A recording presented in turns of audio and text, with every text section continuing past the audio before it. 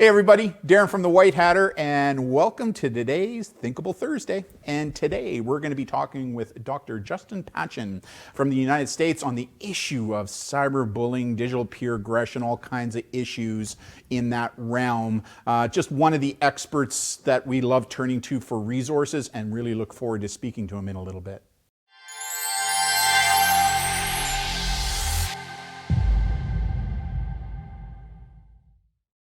Who is the great doc? Well, there he is. Love the picture, love the picture. And he is from the US, from the United States, and he is from the University of Wisconsin, Eau Claire. I think it's the home of the Bulldogs, if I'm not mistaken. So let's bring him into screen. So there he is. Wearing his athletic t-shirt. I love it, I love it, love it, love it. It's the Under Armour, right? Under Armour. That's right. I wish they'd sponsor shirt. me. If they'd sponsor me, then we'd be in good shape. Hey, Doc, how are you doing today? I'm good, Darren. Thanks for having me on. It's going to be a good chat we can have here. Yeah, we're honored to have you on. Maybe you can share with the audience. And before we get going, by the way, here's one of his books that he wrote with his co-partner. And I think this one was an award winner, if I'm not mistaken. You've written, I think, a total of 8 books and co-authored with him with your partner, who I'll let you talk about here in a little bit. Just excellent, excellent resources. When it comes to the whole issue around bullying, or what we call digital peer aggression here, this guy and his partner are some of the leaders in the field. So Justin, maybe share with our audience who you are, what you do, and we'll go from there. Happy to, Darren. Well, that book is a classic. That was the first one Sameer Hinduja and I wrote together. I think it came out in 2008. It was about 3 years in the researching and probably about 2 years in the finally finding a publisher willing to put it out there, because when we pitched it, cyberbullying wasn't really a thing. And when you pitch a book to a publisher, they say, well, show us that it's going to sell and show us comparables, and we didn't have any of those. So, but we now have an updated version of that book that came out maybe 4 or 5 years ago. We've written several other books. So to take a step back, so Sameer Hinduja and I met in graduate school at Michigan State University, and I've always been interested in working with young people, kind of school bullying and school violence, and Sameer was always interested in technology and high-tech crimes, and those interests were brought together, and we started around 1999 or 2000, started thinking about the ways that young people were using and misusing technology. And we didn't do our graduate study on it, we didn't do our dissertations on it, but it was just a side interest for us. And we started collecting data early on, even in graduate school. And when we both got our first kind of academic jobs out of grad school in 2004, we kind of made cyberbullying and other teen technology behaviors our research agenda, and we've been doing it ever since. So we've got the website cyberbullying.org, where we post blogs or results from our research or academic articles or fact sheets. We do research, and we try to translate that research into resources that adults and teens alike can use to make their experiences online better. So that's kind of our goal. You know what? What I appreciate about your work and Sameer's is that you take academics and you turn it into human speak. And that's not as a slight. It's just that most parents don't come from the academic world. I mean, Brandon does, who's our son, right? You do. And some of the language that you guys use in your field, us non-academics kind of go, what does that mean? What I love about what you and Sameer do is you're able to take academia and package it in a way that the average person who doesn't come from academia can understand. The other thing that I love about you and your organization is the fact that you're very much evidence-based or focused, right? Because as an organization, that's what we are. And I give a lot of credit to Brandon for doing that, because he brought academia to the company and said, you know what, Dad, we need to start looking at the good evidence-based peer-reviewed research and start sharing our message based upon that. And I think prior to you and Sameer coming along, there was a lot of discussions about this thing called bullying, and we'll get into that a little bit further. But there wasn't really a lot of good research that took place, or if there was, the research was so complicated from an academic standpoint that it made it hard for the average parent to understand it. Comments? It's true. I mean, and even just the fact that the first research study we did, I think the formal one was maybe 2003. It still took 3 years to get that into an academic journal by the time it was reviewed and by the time it appeared in print. And Sameer and I just thought, this is ridiculous. This is 3 years, especially when you're talking about digital behaviors. It's so outdated by the time it makes it into print. And so that's one of the reasons we set up the website, so we could post results from our research immediately. And try to, like you said, translate those results into the language of parents, teachers, law enforcement officers, because those are the people we work most directly with. Yeah, and it's so important. I mean, by academia itself, it is slow in its research methodologies, and so it should be, right?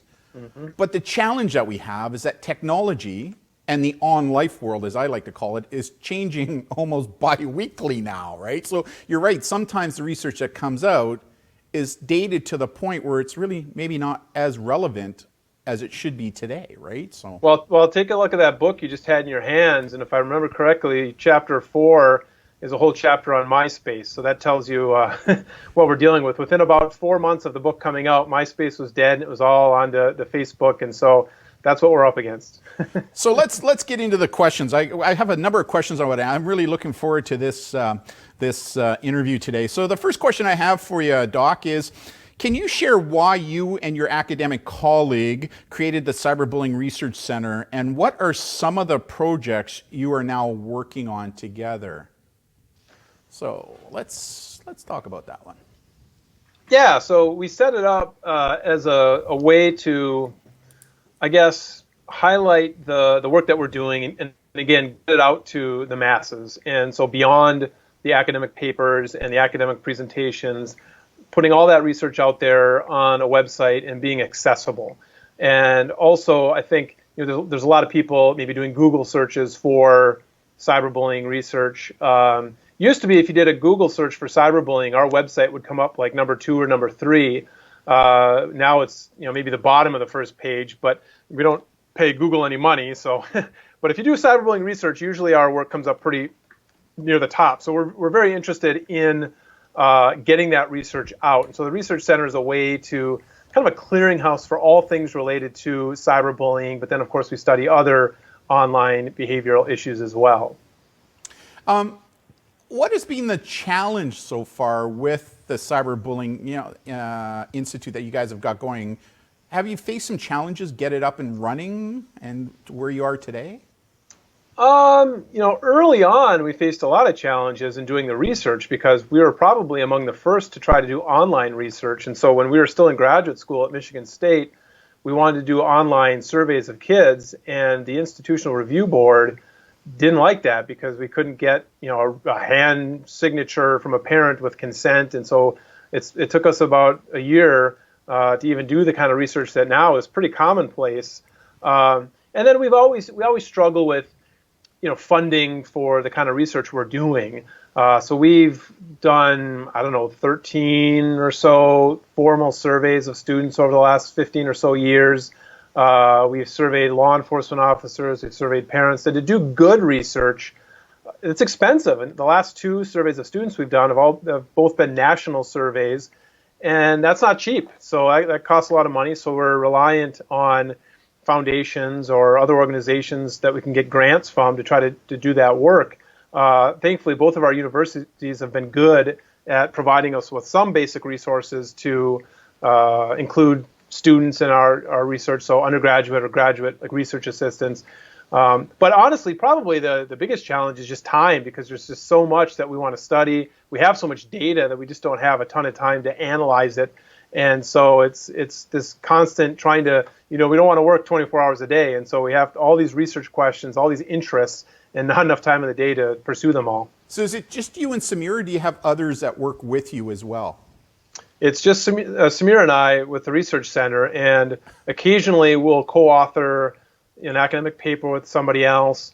And like I said, oftentimes we'll have undergraduate or graduate student research assistants. I have a student right now, an undergraduate student, who's doing some work with me, which is pretty common. But it's basically a 2-man operation, both in terms of the research, the presentations that we do all around the world, and even the website. So Oh yeah, Sameer no, does. a big tip Yeah. of my white hat to you and Sameer, because the amount of information that you're pushing out just from the two of you, I don't know how you do it. And it's quality stuff, right? And it's timely, which is really important. Which kind of leads me to my next question, which is what is your definition of cyberbullying, and what is its actual frequency based upon your research? And the reason I ask that is, as you know, I'm on Twitter much like you are. I follow you, you follow me. And it is amazing how many times I hear people saying, oh, it's at epidemic levels, right? It's like it's out of control. So what's your research actually showing? Well, the first question, it's sort of definitional one, that's one. If you ask 10 researchers, you're going to get 10 different answers. Maybe not if you find, I don't think there's 10 that actually study cyberbullying specifically, but if you find 10 bullying researchers, you might get 10 different answers. I think most of us can agree that bullying is intentionally hurtful behavior that occurs over time, a pattern of behavior. Many people consider kind of a power imbalance in their definition. We quite simply define cyberbullying as willful and repeated harm inflicted through the use of computers, cell phones, or other electronic devices. And we believe it has to be intentional. And I've written a lot about this over the years. I don't think you can accidentally cyberbully somebody. There are some who believe you can. It has to be intentional. It has to be repeated over time. Is that 2 times or 5 times? The victimization has to be a pattern over time. We don't explicitly include a power differential in our definition, as many do, because I don't know exactly how you measure that, other than one way is repetition. Like if you're saying hurtful things to me over and over again, and I'm unable to stop it, that shows that you have power over me in some way. And certainly technology can create a different power dynamic than was previously existing in kind of face-to-face interactions. So we look at it very specifically: repeated behavior, intentional behavior, hurtful behavior. And if you look at that, here in the U.S., probably 25 to 30, maybe a little bit more than that, % of students have experienced cyberbullying at some point in their lifetime.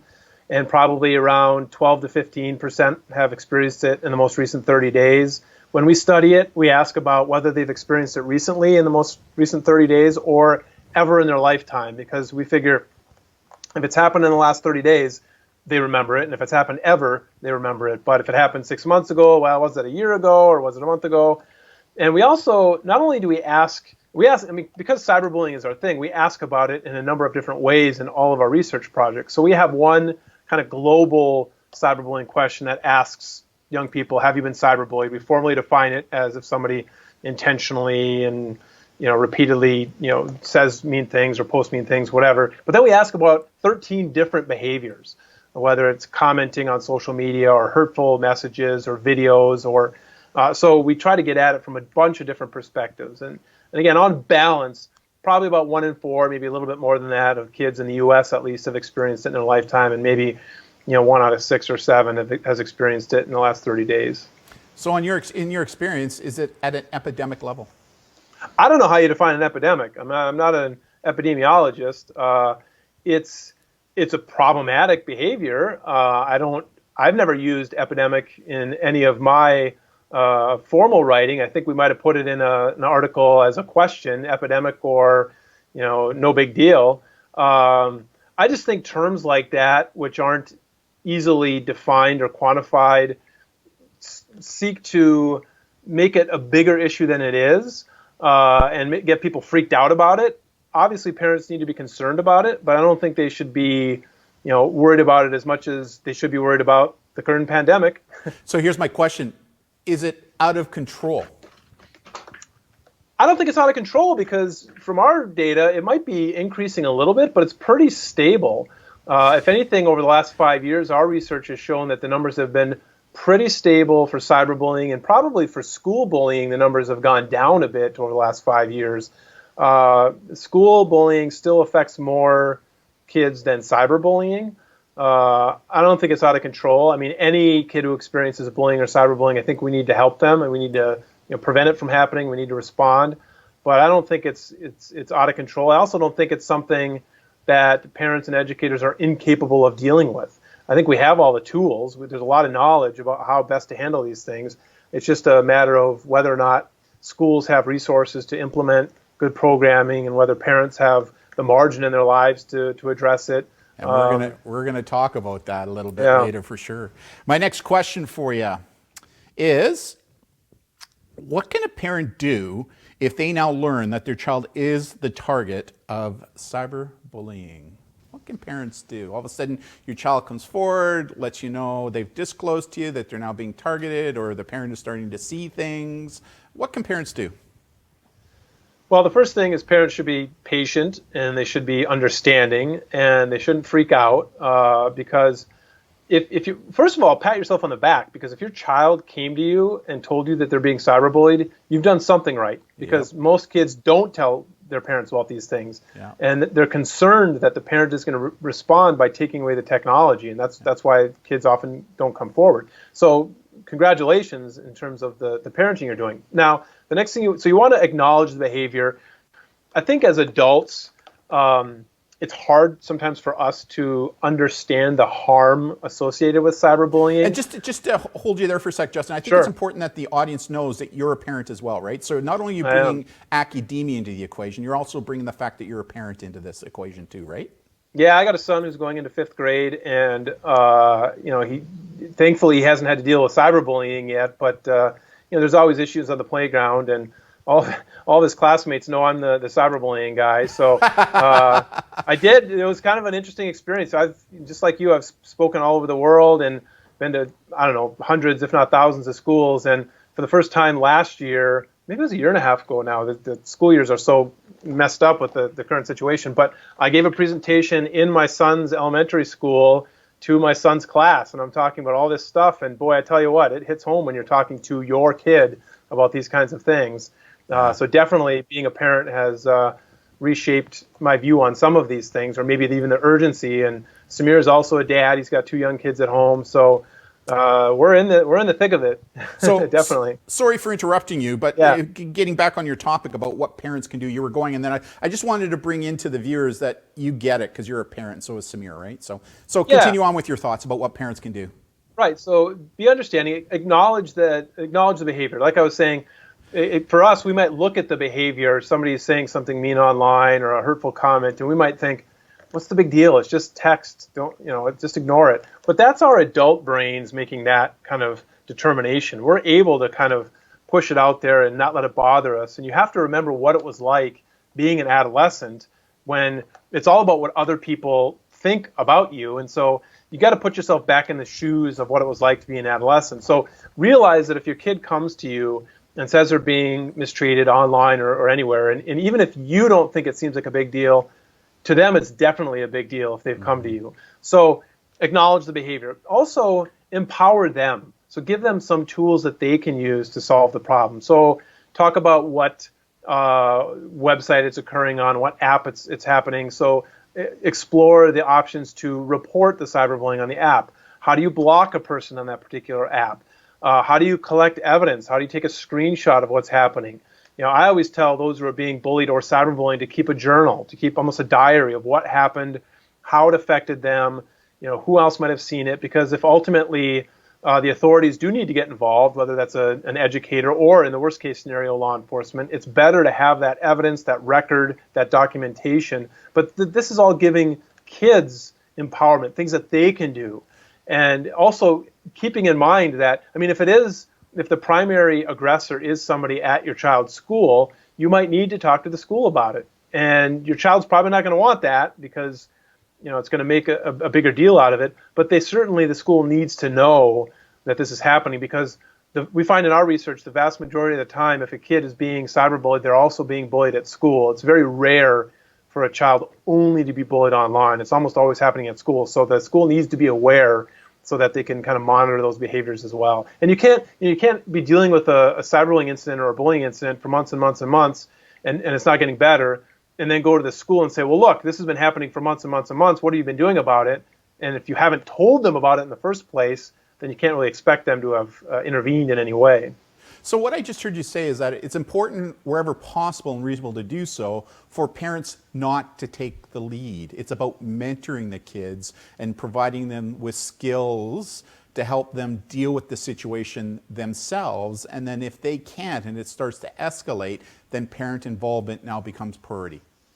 Yeah, and I think you have to adjust that level of involvement with age, right? So if it's a really young kid, elementary school, I think you do need to be more involved. But as the kid gets older, more independent, giving them tools that they can use to help solve the problem would be best. I mean, I think the as a kid who experienced bullying growing up, the last thing you wanted to do is, your mom or dad marching into the school and banging on the principal's door and saying, "We got a bullying problem here. You need to solve it."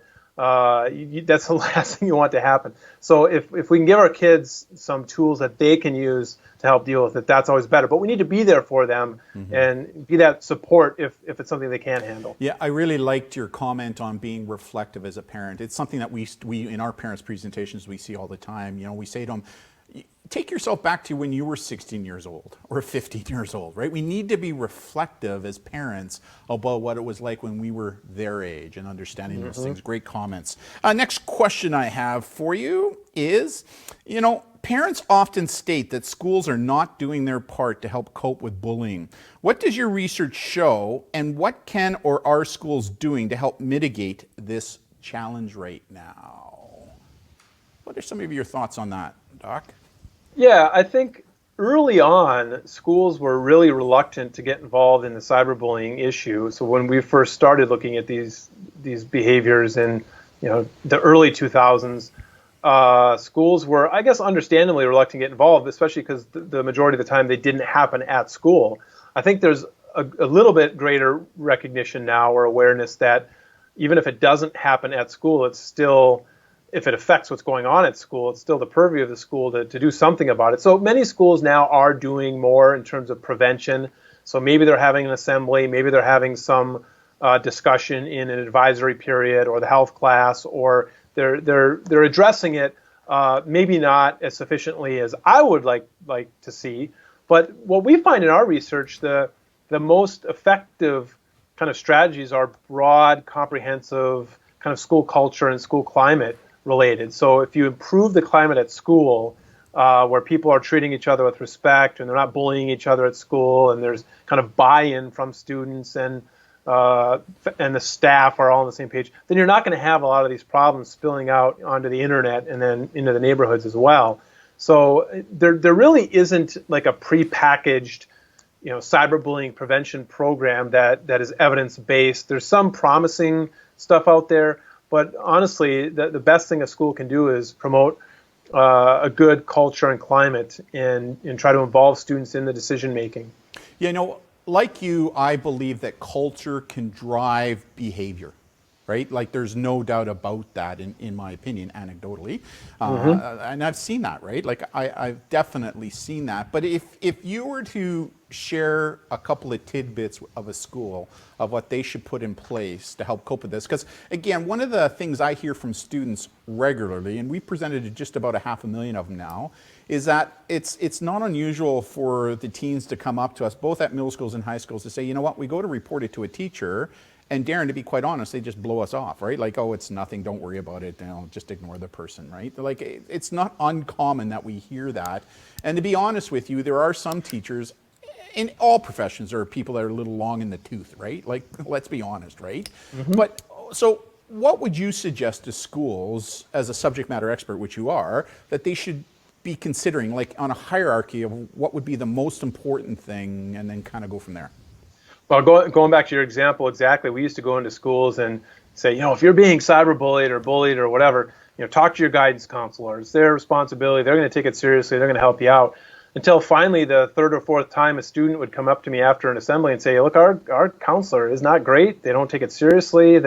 We've reported it, and they just kind of they tell us to ignore it. And so I had to change my tune. And so I do encourage students to find an adult in the school that does take these things seriously. And maybe it's not the counselor, maybe it's an assistant principal, maybe it's the principal, maybe it's a school resource officer, maybe it's a favorite teacher, a coach. There's got to be someone. When I do like student leadership trainings. I'll talk to like student government or other leaders in the school, and I'll say, look, you guys have been here for a while. You know the lay of the land. Who are the good staff members, teachers, administrators to talk to if kids are experiencing these problems? So I think that'd be one thing, is make sure as a school you have somebody on staff that is trained in these issues, that understands the harm, so that the students realize that if I'm being bullied or cyberbullied, I can talk to Mrs. Smith or Mr. Smith. I know I can go into their office and they're going to take it seriously. So kind of opening up that opportunity for students to come forward if they're experiencing it. But also something as simple as looking at your policy, right? Every school in the U.S. is required to have an anti-bullying policy. Most of those now include some form of cyberbullying. You know, the bad thing, Darren, is basically all 50 states have anti-bullying laws. 48 of those states, their state bullying laws specifically mention cyberbullying. One of those two that do not is my home state of Wisconsin. So I don't know how that is possible, but I've been in this state for 16 years studying this stuff, and I've talked to many state legislators. It drives me crazy. But nevertheless, many school districts every school district should have a bullying policy. And does it include cyberbullying? Does it have a mention of off-campus behaviors that could impact online learning? So taking the simple step of checking your policy, educating staff members on the seriousness of the behaviors, and giving them some tools that they can pass on to students to empower them will be very useful. You know, what's interesting, I think the other thing that may kind of push this a little bit further here in our country, I mean, our province, we have a provincial anti-bullying program that's called Erase in the schools here, reporting and all that kind of stuff. But there are several court cases right now across Canada where schools and districts are being sued by families of children who were severely targeted and reportedly or allegedly did nothing about it. And there was one suit that was settled about a year ago where they found the board in violation, and as a result of that there was a significant monetary fine. I think, like it or not, I think some of the laws are coming down the pipe that is going to put more pressure, legal pressure, because if they don't do what they're supposed to be doing, it's going to cost them some money. And I know in the United States there's been several cases as well. Is that correct? Yeah. What we know that if a child is bullied at school, that the school has an obligation to deal with it. The challenge becomes when it's away from school. And there are certainly cases where kids have been cyberbullied and the school has disciplined the aggressor, and the aggressor's parents sue the school, and the school won. So we know that if it's justifiable and reasonable, we know that schools can discipline students when cyberbullying substantially disrupts the learning environment at school. What we don't know is if they must. So there's no case here yet where a student was being cyberbullied away from school, maybe it impacted them at school, the school didn't do anything about it, they were sued and they lost. That hasn't happened. There have been some cases where the school has settled with, basically the school's insurance company has settled with the parents that are suing them, but they haven't gone to a court to establish a precedent. So we're still waiting for that. We got one here in Canada now. It's the first one that happened a couple of years ago in Ontario, the province of Ontario. I mean, the issue is it's the nexus, right? When it's off of school property, right? Like if the bullying behavior is taking place outside of school hours, off of school property, but yet there's a nexus back to the school where the child feels like they're not safe within a learning environment, then our courts, and they kind of followed your lead from the United States, are saying, no. The schools still have a responsibility to act upon that. That's right. We need that kind of a case here. Next question I have for you is, in the past, I found that parents' concerns specific to the internet primarily surrounded sexual predation, video game violence, and more recently, screen time. Today, I'm seeing an increased focus specific to the online challenges surrounding mental wellness, youth access to gambling, and access to pornography. Should parents be worried right now? What do you think? Well, there's plenty to worry, parents. There's no question about that. And I was always critical early on in the early days of our research because, in the early 2000s, all of the hype and concern was about online predators and, chat rooms and kind of stranger danger. And I was critical of that because, I mean, you know better than I that from your experience, that it's most likely a child is going to be, abused by somebody they know, right? I mean, a family member. And so that's, whether they're in a chat room online, that's not increasing risk. I mean, sure, the stranger grooming in a chat room, that does happen, but it's extremely rare compared to the kind of abuse that is more likely to happen by somebody they know. Just on that, Justin, you may not know. Yeah. Just on that, you're right. Most of this who takes place either in the real world online, and one of the things we're calling it the onlife world now, because kids don't see the difference between the online and offline world like we adults do. It's just one world. And there was a professor in Italy that termed on life. And so that's what we're now using, because I think it better describes, and the kids actually agree with us on that. But most of the abuse that takes place in the online world, be it online or offline, is usually by somebody who they either know, love, or trust. When it comes to predation, there was a really good research paper in 2018 from the United States, University escapes me right now, where they found that for kids under the age of 16, only about 12% were targeted by somebody who they did know, love, or trust. So it's a reality, but it's not at, and I hate to use this word, the epidemic levels where a lot of parents believe in that, all these bad guys are hiding behind the corners, right? No, it's probably going to be Uncle Bob, right? It's probably going to be somebody who they either know, love, or trust. Sorry to interrupt you, but I just thought I'd share that with you.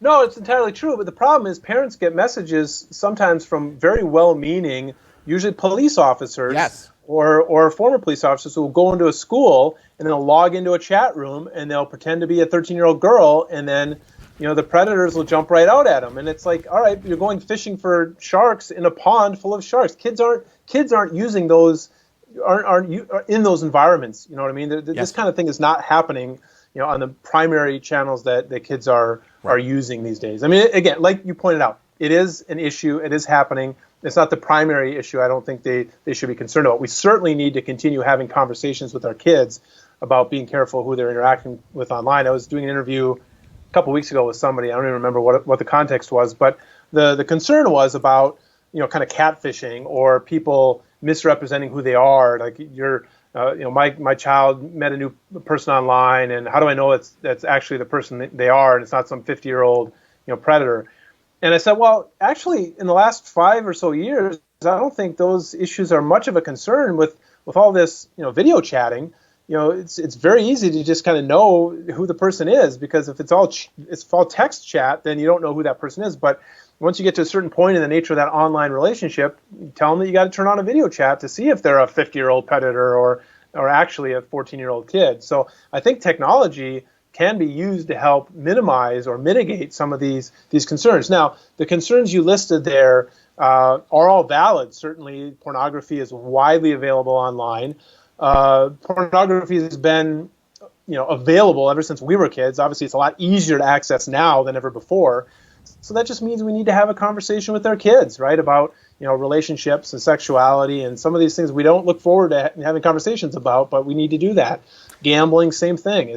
These are things we have to address with our kids. We can't pretend that they're not happening, but we also don't need to panic about them. Yeah, I had a really good discussion with Dr. Jillian Roberts last week on a Thinkable Thursday. She's a child psychologist here in Victoria, actually, who specializes in online pornography and kids and stuff. And she's written a book called Screens, Teens, and Pornography. The best book I've ever read on this topic about sharing it, and she calls it a parental compass that she uses to share with parents, because that's one of the biggest problems that I find. Parents say, well, how do I talk to my kids about this stuff? I mean, they're 12 years old, they're innocent, I want to protect that innocence, how do I go about doing that? And Jillian in her book just did an excellent job of doing that. But again, you're right, it's about having those discussions, because like it or not, the online world has opened up a different realm, and we just need to talk. It's about enlightening and not frightening, as I like to say. Some of the stuff we talk about is frightening for sure, but we need to do it in an enlightening way, which is really important. And again, that's what I really love about your work. I mean, because like it or not, before you and Sameer got involved,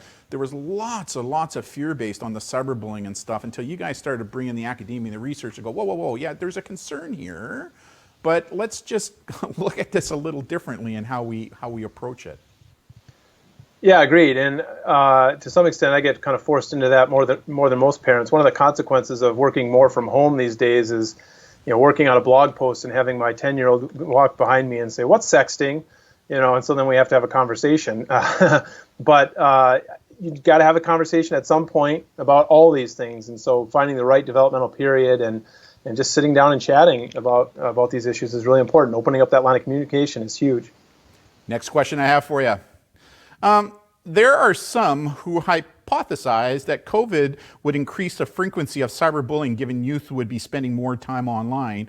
Personally and anecdotally, I have found the opposite. What have you seen, and is there any research to support if the frequency of digital peer aggression or bullying has decreased, increased, or remained stable thus far during this COVID event that we're all kind of living through right now? I mean, there was a lot of speculation that a lot of experts in the field were saying, oh yeah, we're going to see the amounts, the level of cyberbullying go up dramatically. I've asked the kids anecdotally, because we have thousands that follow us, and they're actually saying, oh no, Darren, actually, it's actually more civil right now than it was when we were in school. Thoughts? It's a really interesting question, and the short, honest answer is we don't know. I mean, so Sameer and I had this conversation back in mid-March. I think he was writing a blog post where he made that speculation, where it's like, oh, we can envision that these behaviors are going to increase as more kids are online. And I will say that we saw that early in our research 15 years ago, that time online was predictive of involvement in these behaviors. But now everybody's online, so I think that's kind of a wash. There was some anecdotal evidence out of Australia early on that maybe some of these behaviors had increased based on reports. We're not. I will say that we just finished collecting more data. I can't really talk a lot about it, but it doesn't compare. We can't compare it to the work we've done before, so we're not able to look at trends to see if anything has empirically increased over this time. I would say that early on, in kind of from mid-March to maybe mid-April or late April, we did see kind of a slight increase in reports to us, people contacting us saying that they had been cyberbullied and needed help. I think some of that is from just one example is kind of a friend of mine whose child is in a either upper elementary or early 5th or 6th grade, got a Chromebook when all the in-person classes ended, but the child didn't get any guidance on it. So within the first week of all the children in this classroom getting Chromebooks from the school, her child was getting actually emails, like threatening emails from a classmate, like a 5th or 6th grader saying you're an idiot, using the school's laptop and a school provided email address. So that's just bad, training, bad.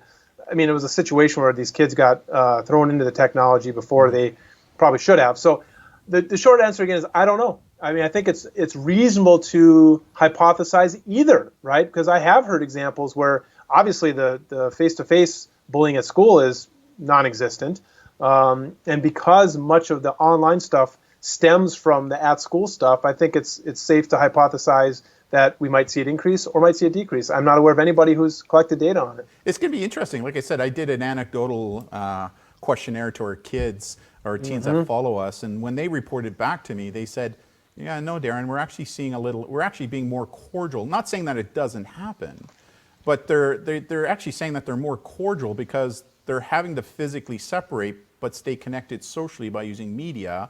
And I think, what the kids were saying to me, this is what they're saying to me, is that, if somebody's being not nice to me, then we just kind of go away, right? They're no longer allowed in our group. So it'll be interesting. When you're hoping to have that research out? This fall. But what I will say, Darren, I will predict this, and I'm not good at predicting, but I will hypothesize this. I think you're right in the sense that, in March, April, May of this year, the whole world, really, but definitely the whole country, either of our countries, got thrown into this pandemic. And whenever there's a situation like this, we're all in this together feel, and maybe we're a little bit, more flexible and more kind, and but now I think we've seen that go away. There's a lot of animosity among parents online, and my prediction is that this fall, it's going to get worse. Not only the pandemic, but I think the cyberbullying stuff could get worse too, because it's like gloves off, and now you and I are going against each other because I think we should wear a mask, and you don't think we should wear a mask, and so I think it's going to get worse. I actually think you're right, and you know what? I think it's going to get worse with the adults. to be Exactly. quite Absolutely. honest. And then the kids are going to model the adults' behavior, right? Yep. Like it's going to be, 100%. especially, I mean, here in Canada, we're doing really well with respect to what's going on with COVID. And, you know, we have a national strategy and stuff. But it's interesting watching what's going on right now. Like there's huge discussion because you guys start school in the United States mid-August, I think it is, right? Where we don't start until the first week of September or second week of September, right? So we have a little longer to go. And I can see there's lots of discussions going on right now. Like, do we open schools? Do we close schools? Do we have a hybrid type of school? Like, and if you don't go to school, we're not going to give you money to fund your school. It's like, holy moly. I mean, and things are starting to percolate, and I think things are going to burst. I would concur with your hypothesis. It's bad. It's really not good. I mean, no matter what a school does, there's going to be a third or more of the population of parents that are going to be very angry, adamant, and they don't want to have it done that way. So I'm concerned about what the future holds in terms of online kind of digital citizenship and etiquette. Yeah. Next question, I concur with you. It's going to be very interesting to watch. Next question I have for you. Very recently, there was an academic paper released where the author stated that there wasn't much of a difference between social media addiction and heroin addiction. As an academic who specializes in how youth are using technology, what are your thoughts on this comparison? And the reason I ask that, you know, I come from 30 years in law enforcement. Most of my work was frontline work on the road, right? That's even when I was a staff sergeant, I never went to the detective office. I just loved frontline policing, and that's where I supervised, became a leader and stuff. And I've seen addiction. I've seen it in all its ugliness. And to me, when people are trying to compare social media, problematic social usage to drug addiction, I say to those people, you've never seen drug addiction. Your thoughts? Now, if you disagree with me, go for it. Like I respect that. No, I think we could have a civil disagreement about a lot of issues, but it's not this one, Darren. I think I'm familiar with the paper. I had a Twitter exchange with one of the authors. You know, it's dangerous, it's disingenuous, and part of the heroin issue, I think, was a response to the critique that some other researchers had on some of her earlier work that basically said it was comparable to potato usage, right? That you're as at risk from screen time as you are by consuming potatoes. Here's the problem with analyzing these large data sets is, you know, you get a data set with tens of thousands of kids in them. You have enough power there where just about anything can be related to anything. So if you look at that paper, the kind of effect was tiny, right? But it was statistically significant, so they ran with it. And so it's just I don't think it helps to make those kind of comparisons. And I mean, it's ridiculous to say that screen is just as bad as heroin. That's the implication. And of course, I called the author out on that, and she said, "Well, that's not what we said." And just look at your tweet. Just look at the title of the paper. Just look at it's what I read and saw. And I mean, yeah, that's what everybody saw. You know, I'm a certified clinical hypnotherapist, and I got a master's designation in NLP. And words and semantics are powerful, right? And when a parent uses the word addiction on a kid, the kid is thinking drug addiction. That's what they're thinking, right? Like what are we doing? And it just blew me away when I read that. I'm thinking, now what you're doing is you're now adding more fuel to the juvenoic parent fear surrounding social media. Now, there's no doubt that there's problematic online behavior, right? Like there's no doubt. But, you know, I think you mentioned to me, because you and I were talking about a different paper where I said, you know, if this one academic says this other academic says this, they're totally different. And you said to me, welcome to academia, right? Because we parents and people who are not in academia turn to experts like you to help us guide us to where we're going, right? And it was interesting to me because that author is one of the few that I've seen done. I've seen people outside of academia associate, like you look at a lot of the advertisers where they have like an iPhone with an IV line plugged into your arm and stuff, and around pills that look like Facebook and Instagram and stuff. But this was the first time I actually saw somebody from academia associating heroin usage to social media usage. And that really, I'll be very, as you can probably sense already, like I was really angry about that, because I think what it did is some of these special interest groups are now using that to fuel their argument.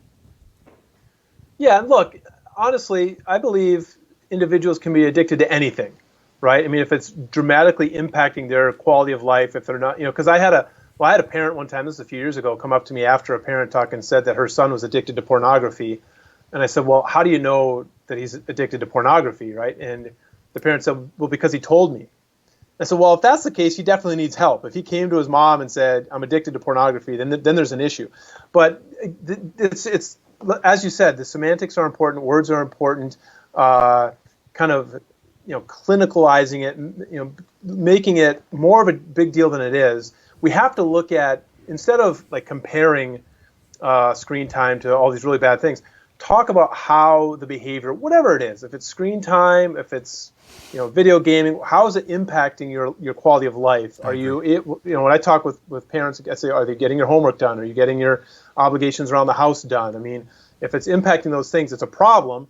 Is it an addiction? That's another very technical term that I think is being misused often. And I actually think that word is being heavily discussed within academia, right? Like you got the WHO who, they use problematic behavior. Now you have the DSM-5 that are now looking at, and there's some real arguments going on within those fields. Like, should we be using the word addiction here, or is it more problematic behavior, right? And I mean, I know where I sit. I just think that we have to be careful about using that word addiction. I truly do.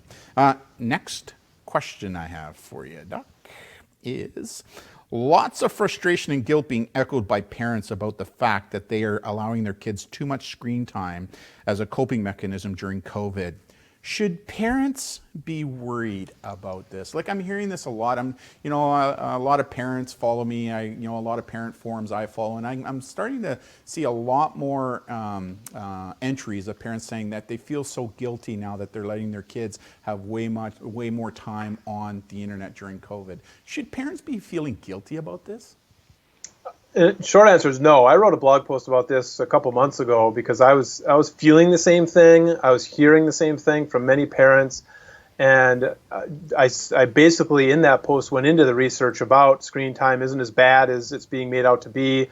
This is a unique situation. Sometimes we as parents need to get stuff done, and so a little bit of time online. I think it's more about the quality of the screen time than the quantity. So, what is your child doing? And again, it's one thing if your child is spending 12 to 15 hours a day playing first-person shooter games.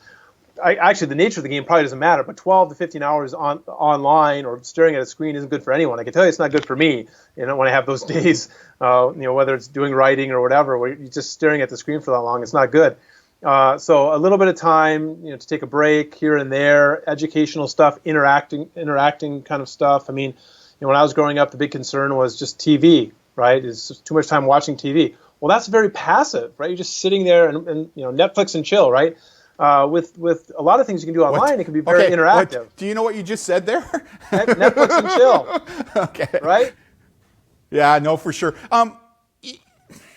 And you mentioned it. It's not about how much time they're spending online; it's what they're doing with that time, right? Like, if all they're doing is consuming social media and media, that's like bubblegum for the brain, right? But if they're being producers and creators and change makers, that's what stimulates critical thinking and in all those issues. So it's about balance. But I'll be honest with you, I love World of Tanks. Like, I'll go online and play World of Tanks for 2 hours, and I'm okay. It's all about balance, and given that we are now physically distancing, I think we need to give our kids a little bit more leeway when it comes to screen time, because kids are social beings, most of them are, and they want to stay socially connected. And a lot of them are doing it through social media, through gaming, all these issues right now. So it's not how much time you're spending online, it's what they're doing with the time. And parents, you need to stop beating yourself up over it, because your kids are going to be just fine. Yeah, definitely. Brandon, you think we need to have a conversation with Darren about this World of Tanks game? I'm just wondering if this is an issue we need to take up. But no, it's the same thing. I mean, so in moderation, bubblegum is fine, and so they need a little bit of that. But if they're interacting with others and if they're playing a game, it's great. My kid has spent definitely more time online in the last couple months than he has ever before. But he's catching creatures in our yard. He caught a salamander a couple days ago, and he's looking it up online to figure out what it eats and its range and the scientific name. So he's learning all sorts of crazy stuff. It's great. Can you imagine what this would have been like 15 years ago when we didn't have this ability to stay connected? Can you imagine what kind of mental wellness issues we may be facing as parents with our kids? I mean, I just think that parents, although I understand the why, I didn't know you wrote a blog. That's interesting. I'm going to look at that. Yeah. And I'll probably share it with a lot of my followers, because I think we need to. It's okay, Mom, Dad. It's okay, right? It's okay. Really, that's pretty much exactly the conclusion I had. It's okay. Unless it's causing problematic issues, sleep issues, exactly. All those types of things, then that's a little different. But yep. I think most of our kids are doing just fine. They really are. Next question I have for you. You wrote an article, Pandemic, Countering Misinformation in the Information Age Through Media Literacy. Can you share with the audience the premise of this article? Sure, definitely. So for a couple of months, I was working on an article about basically kind of like online etiquette, getting along with others. Because, I mean, this isn't anything new. There's definitely disagreements online between people, and you see Facebook friends or Instagram friends or followers posting kind of ridiculous stuff. And so I was trying to think about how to address that. I wrote a post many years ago about whether you should unfollow somebody or mute somebody, and I do want to resist the temptation to unfollow everybody that we don't agree with, because I think that can be insular and create silos. The cancel generation, right? Or the cancel culture, that's a big thing right now, exactly. So I don't want to do that. But at the time I was working on this my ideas behind this post, then the pandemic hit, and so I saw it get worse, kind of be amplified, because people are, is this kind of fake news? Is it being overblown? And then I don't know if this caught a lot of attention in Canada, but here in the U.S. there was kind of a conspiracy theory video that was circulating about, kind of the pandemic, and that it was planned and it was orchestrated. We had a few of those up here too. Yeah, and it's just a really big one. I mean, it gained a ton of attention in a short amount of time. And out of all my Facebook, I shouldn't say all, many Facebook friends were sharing it and offering their conclusions on different sides. So what was going to be a 1,000-word blog post turned out to ended up writing about 5,000 words on it. So I turned it into two different blog posts, one kind of dealing with kind of addressing misinformation, and one about kind of how we interact with others and the etiquette. The whole idea was, on the one hand, I wanted to say, look, we should learn to disagree and not be disagreeable, right? We can get along with people that have different viewpoints from us. And in fact, I'm not going to change your mind, Darren, on an issue if I am swearing at you and I unfollow you on Twitter. So if I want to have any hope of trying to shift your views on an issue, I have to stay civil, right? Okay, just before you go on, Brendan, did you record that so Mom can hear what he just said there? Just joking. Go ahead. Yeah, I mean, so, and again, that's coming from, we probably don't disagree on very many issues, but then I started with all the misinformation and the conspiracy theories. There was a recognition that at some point you do need to stand up to that. You can't just allow people to be promoting misinformation. So I talked a little bit about in that post about under what circumstances is it appropriate to push back. And I think some of the kind of criteria are, do you have an expertise in that topic? Do you have specific personal experience in that topic? What is the nature of your relationship with that person? So if a really good friend of mine says something that I think is ridiculous, having a conversation with him or her is different than me going off on somebody that I'm friends with on Facebook who I haven't seen in 25 years and doesn't know me from anybody or doesn't respect me in terms of the person I am.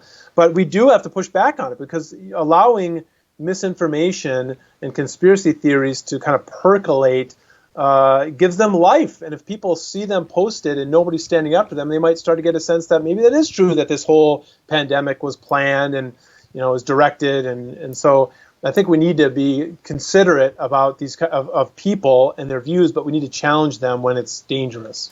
Yeah, and I don't think it's just about misinformation. It's also about disinformation, right? Yep. The combination of the two. Now, for people who are watching this, where can they find that article?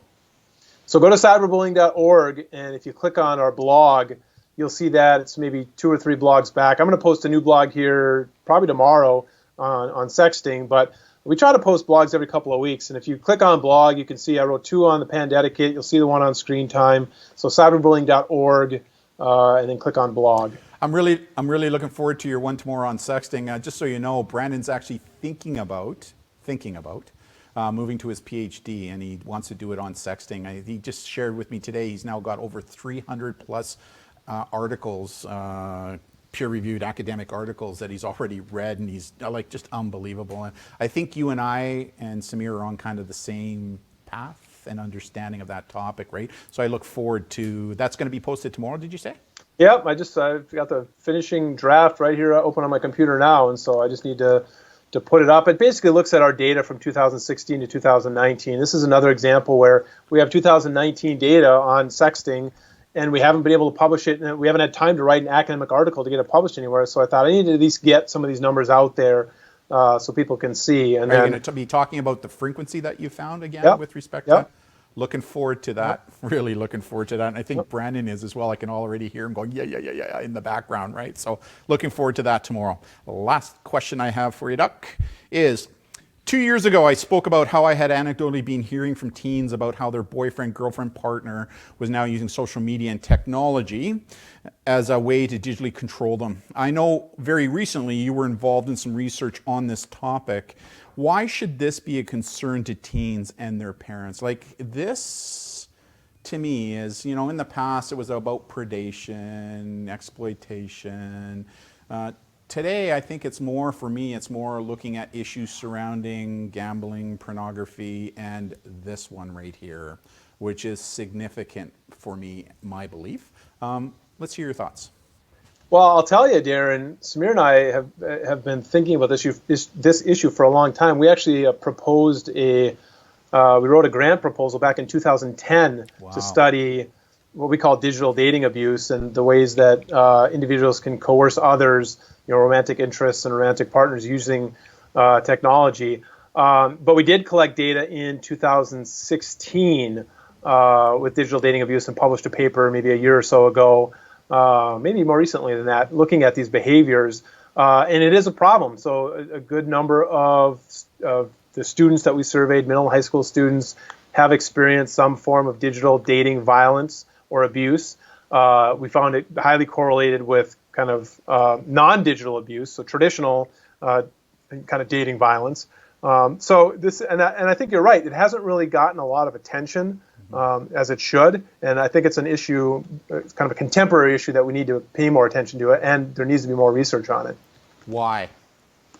Because it's understudied, and again, in our research we found, I don't remember the exact numbers, I think it was like in the teens percentage of kids who had experienced digital forms of dating violence, and we measured it in, I think, 5 or 6 different ways. And so if we would have done the research and found that nobody had experienced it, then maybe it's not a big deal. But at least, you know, as many people are experiencing this as cyberbullying, and I think that as much attention as cyberbullying and sexting has gotten in the last 10 or 15 years, which is not much, except maybe the kind of fear-based stuff, digital dating abuse and romantic partner kind of abuse has gotten a lot less. To me, on a scale of importance, I think this is number one right now at the middle school and high school level, what I'm hearing from the kids, right? You know, I think we've dealt with the video game violence, it's, you know, issue. I think, you know, the sexting things, depending upon where you are here in Canada, I would suggest you were a little bit more progressive than some of the states in the United States about how we deal, because I come from it from a harm reduction approach, not an abstinence-based approach, as you know, which I took some criticism over a number of years ago, but now those people are going, oh, we should have listened to Darren. And your paper, by the way, that you put out just helped me tremendously. It really did. So thank you for that. But when I look at issues that I'm hearing from the kids, from the teens and young adults, it is amazing how many of them are now talking to me about this whole issue about digital peer aggression.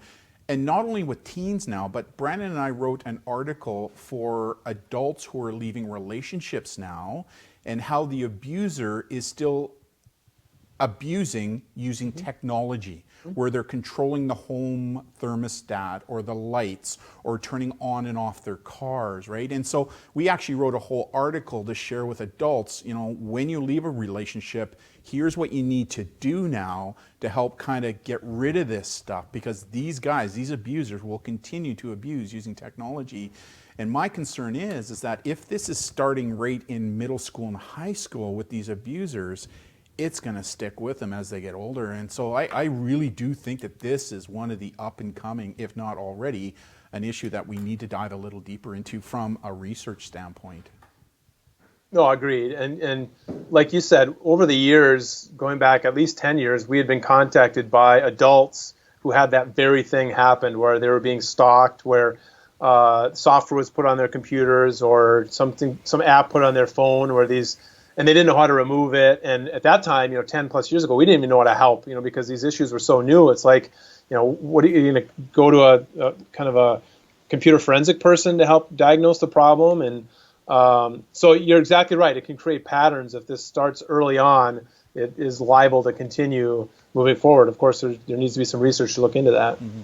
Send some of those adults our way, or at least send them to our article. It's getting a lot of hits right now from groups. Brandon is doing a lot of work with transition homes here in British Columbia on a whole variety of issues surrounding this one specific topic. So, and the paper we wrote is kind of, it's really in depth, kind of step by step on what you can do to do that, which we've heard from people who are now using it and saying it was a life send for us.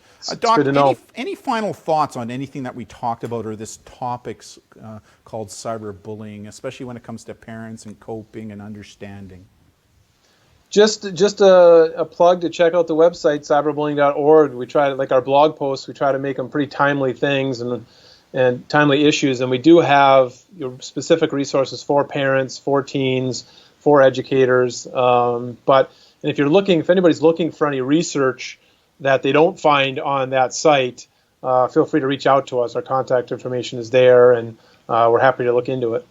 Yeah, thanks. If you want to stick around, I just want to do a quick debrief with you as soon as I close out the session here. So, again, wow. I just love being able to connect with people who are experts within the field. And that's what's really cool about social media. Justin didn't know me. I didn't know Justin. We met through Twitter, through Sameer, and he was technically a stranger, right?